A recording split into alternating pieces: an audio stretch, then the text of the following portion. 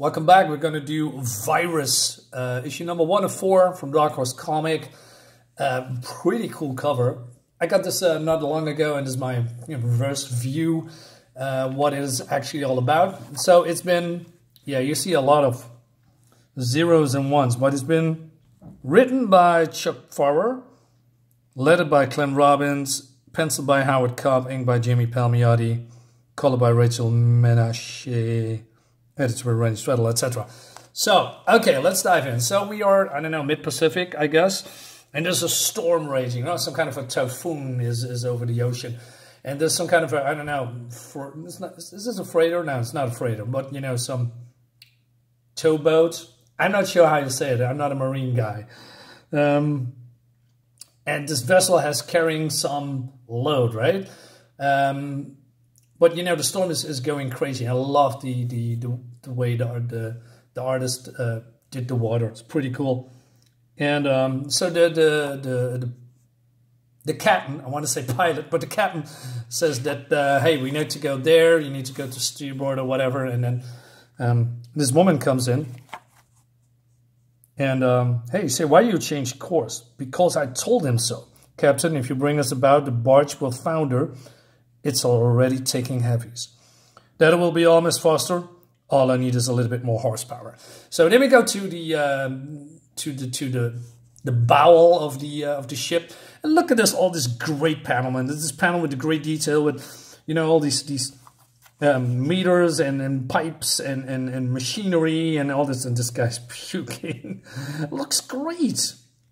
Modern artists cannot do this because that takes effort. Anyway, so this guy says, oh, geez, he's got to be out of his mind, right? And so this guy here is going up because he doesn't want to, give him more power. And so he goes to I don't know, the captain, to the steer. I don't know how you say that, right? To Jesus Christ, where the steer is, you know what I mean, right? To, I don't know, how do you call it, but, he goes to that place where people can steer the boat, right? And boat is creaking, all that stuff. It just looks great. Anyway, so he comes in, and then these are the people that work there, and said, hey, what's going on, Mr. Ravel? How come we're still dragging the barge? That's what I'm going to find out, lads. What's the matter, Apia? You're the nervous type? Freaking A. I ain't the floating type either. So the captain says, hey, what are you doing at the bridge? It's the bridge. I could have known that. Anyway, he said, why haven't you answered my bells? I thought you were in error, sir. Error? There has been no goddamn error. I ordered full ahead. I can't answer the bell, Captain. The barge is down at the stern. Her cargo's shifted, or she's shipping water. I don't know which. You ring full ahead, and she's gonna roll. Basically, they're gonna, going under.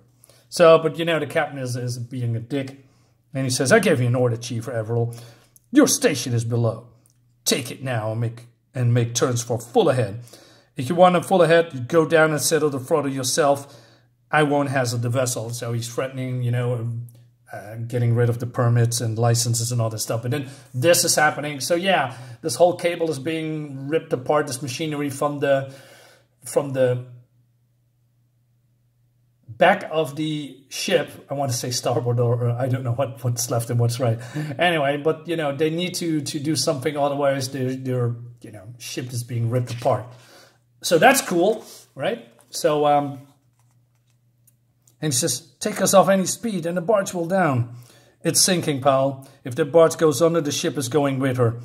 Our only chance is to cut the cable. I can cut away $10 million worth of cargo. You can either give the order, Captain, or tell us to abandon ship. Those are your options, right? So he makes the call to cut it, but then they say, well, hey, listen, the line is too much on the strain. If you go near it, then we'd be cut in half.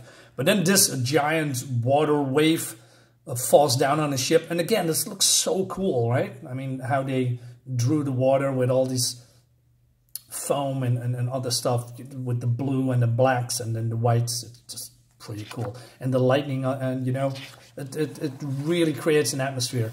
And all this, you know, that they are being hit with so many water and they're being slipped away because of it. And, you know, everything is drifting. It's so cool.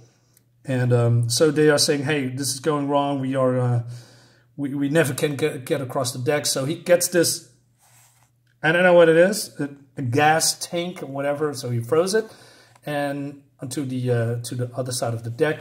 And then he uses a, what do you call it? This light pistol. I'm not sure how you call it. Again, I'm not. I have it in my head. I know what it is. You know, for a flare gun. Right.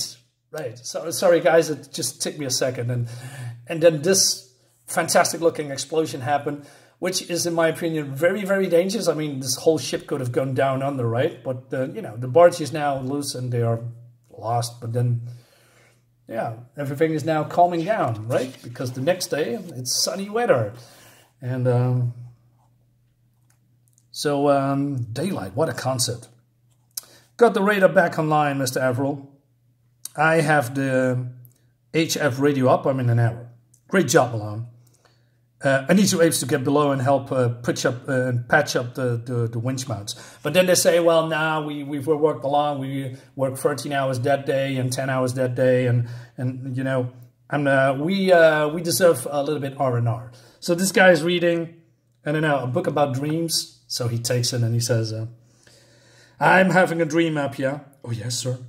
I've been seeing myself going below into the engine room. I dream that I'm coming back on deck with a gallon of diesel fuel, pouring it over your little pointed heads and flicking a match. And they say, of course, maybe I'll just, I don't know, overtime. All you do is ask, Mr. Merrill. So, okay, that's a funny joke.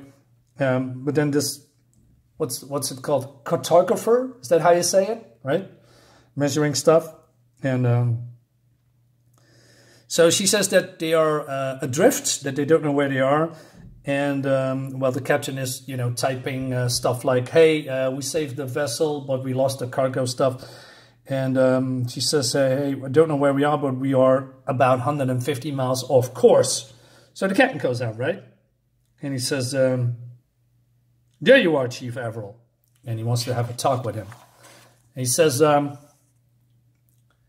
You did me a favor getting that tow line clear. I'm going to do you one and not mention the word mutiny in your report. Since we're doing back each other's favor, Skipper, let me give you the benefit of a little straight scoop. What do you mean? I mean you are Nimrod, Powell. You couldn't lead us. You could lead flies to shit. You're the worst ship handler I ever saw, and you single-handedly came with his gnat's ass of sinking this vessel. Tell the front office that when you send a message. So, but then they're going a little bit back and forth, and they see now a lifeboat. So they pull in the lifeboat, and oh no, there's a body in there that's been half eaten, right? So, and then the captain gets a call from, you know, the one on the radar thing, and she says, "Hey, I made some contact. We have something out there, and it's pretty big." Okay, so they go there. And oh no, it's a Chinese warship called Wan Xuan from Shanghai. So he figured it out in the logbooks that it's some kind of a research vessel. What's she doing in there anyway? Get us close, hooker. Don't you think we're close enough? This is a commissioned Chinese warship. She's abandoned in international waters. Maritime law says she's a derelict. Uh-oh.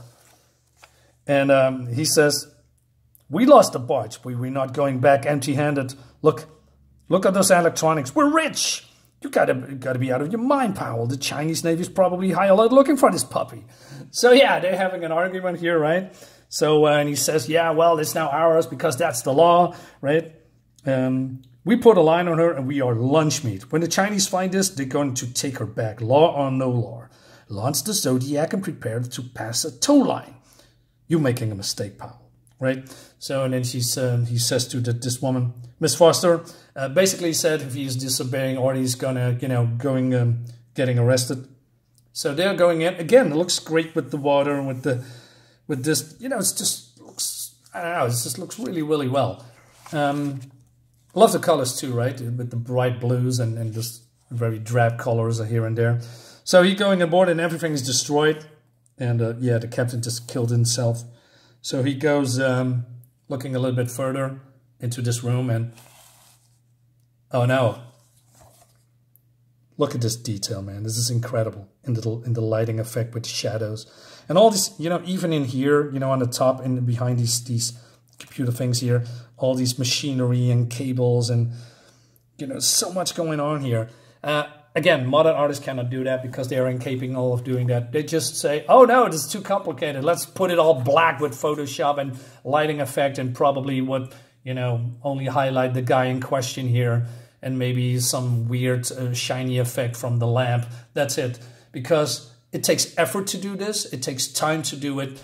But I think if you are an artist, you always need to do the best of the best in each of comic, because then you create a legacy that you are actually capable of doing stuff like this. I don't know this artist, but I'm hell gonna look for him online when I finish this series, because I like what he's doing. I want to read more of him. You know, I don't want to read, you know, Photoshop guy doing all the work while the main artist just doing the bare minimum when it comes to line work. Anyway, sorry, I need to rant sometimes. Anyway, so he says, hey, do you get the engines fired? It's the goddamn Alamo over here. We got 2 bodies on the bridge, no telling what's below decks. So, so he says, well, basically, he's getting the order to look a little bit further, you know, get this thing going, right? So they do some investigating and more. Look at this computer room, looks so awesome. And wow, this sucker's nuclear powered. Looks the control rods are down. The crew must have been shut off the reactor when they abandoned ship. Let's get out of here. Glowing in the dark ain't exactly my idea of a good time. I like the dialogue, right? It's just all these small banter, it works. I mean, I don't know, you found some thing that needs, I don't know, another machinery. So lights coming on, right? And so we got DC power to the whole boat. But we can't get it to move. At least we can see what we're doing. Right. So she is shooting, I don't know, some kind of a cable because they want to tow her because this derelict cannot move, right? So, but then when they are starting to tow, it's dragging this whole ship under because it's way too heavy, I guess. But then, turn it off. I did, sir. It won't stop. Look at the anchor stops. They're moving all by themselves. Clear the bow. Run. And then this is happening. So this guy is toast. And then the anchor falls on the ship, and that makes a hole in the whole ship, and then it started to sink. Well, this, I believe the captain is knocked out. Maybe he has a broken ankle, I'm not sure. A broken leg. So, yeah. That went well. So they're going up to the ship, right? And he says, the anchor windlass let go of its own. The handle moved by itself. We all saw it, Miss Forrest. It's like it was haunted or something. The wind circuitry must have been shorted and in storm. What happened to Sven? Tow line snapped. He caught in the chest. So, yeah, he's done. So then they need to figure out what to do next, right?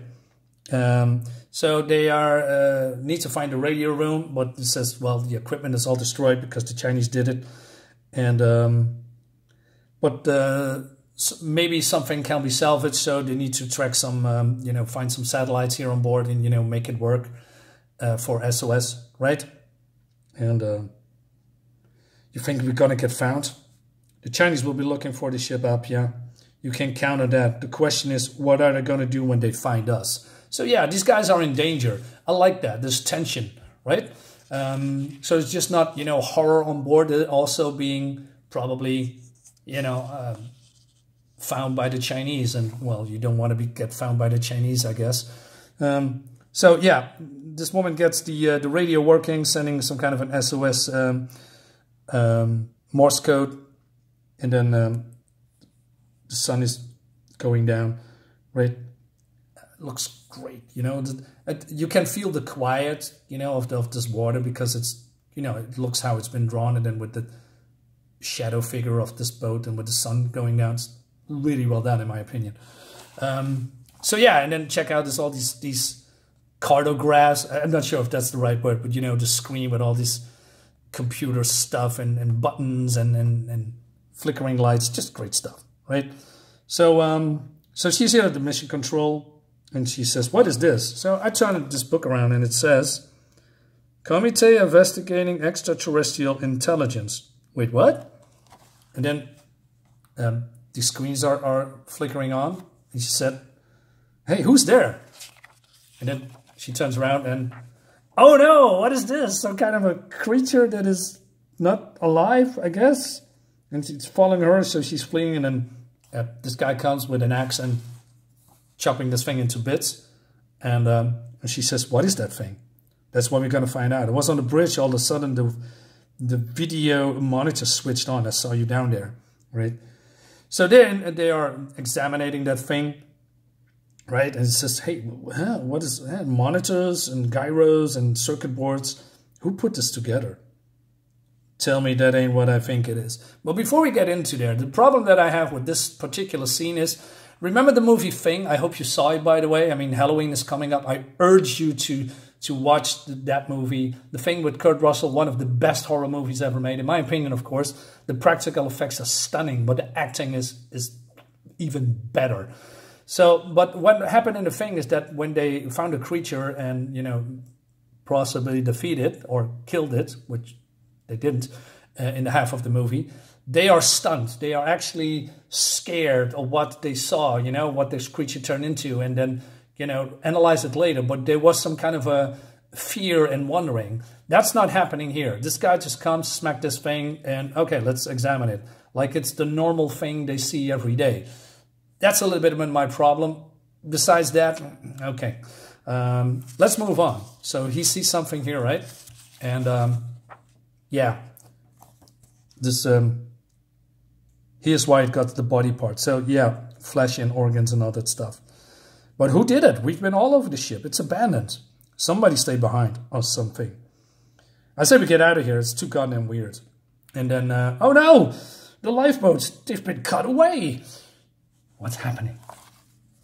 You get them adrift. What are you talking about? I heard something down there. I grabbed this wrench and came to check. You lowered the boats. Happy I don't. And so yeah, he's getting nuts and paranoia sinks in, right? People are on the edge. Weird stuff is going on. And he says, nobody touched the anchor. It's just dropped. So he talks about the anchor, you know.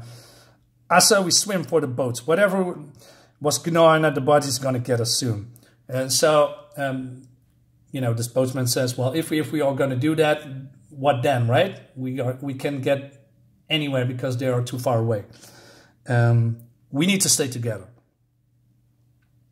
You stay. I'm going to stick around while this thing goes through us like a buck of chocolates. Hey, Mr. Everett, look. It's a plane. Well, yeah. A Chinese one. They must have heard our SOS. Hey, come over here. Hey, what are they doing? So they're turning around and, yeah, they're launching missiles. And that leads us to the next issue. I got all 4 of them, guys. We're going to get all through them. This is going to be fun, right? So, Virus. Never heard of it. Never read it. Just this is my first time reading it. I'm liking it. All these covers are similar with all these weird creatures with mechanical parts and organic stuff. I like it a lot. You know, it's body horror stuff. Let's see if it's hold up. Guys, thank you so much for watching. See you next time. Bye-bye.